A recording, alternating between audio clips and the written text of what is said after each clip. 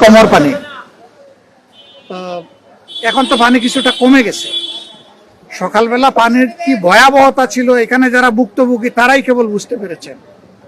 এর অনেকগুলা কারণ আছে, কিন্তু এই কারণের পিছনে মূল কারণ মানুষের লুটপাট, দুর্নীতি, চুরি, অসততা এবং সমাজের প্রতি যে দায়বদ্ধতা জনপ্রতিনিধিদের, এইটা যুগে যুগে পালন করা হয় নাই বলে আজকে এই দুর্গতি।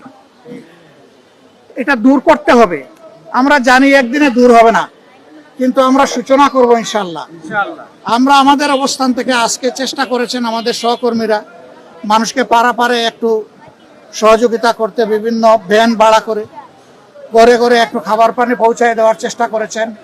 রান্না করা খাবার, শুকনা খাবার একটু দিয়েছেন, কিন্তু এগুলো সমাধান না ভাই, এগুলো সাময়িক সহযোগিতা। আমরা এর সমাধান চাই।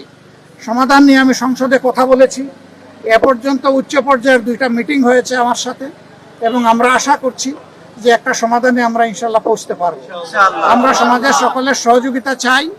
এই সহযোগিতা নিয়েই আমরা ইনশাল্লাহ অন্তত এই আসনটাকে একটা দুর্ভোগ মুক্ত আসনে আমরা পরিণত করতে চাই।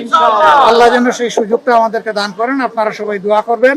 আর মানুষ কষ্ট পেয়েই তো খুব প্রকাশ করছে, এটা আমাদের পাওনা, রাজনীতিবিদদের পাওনা।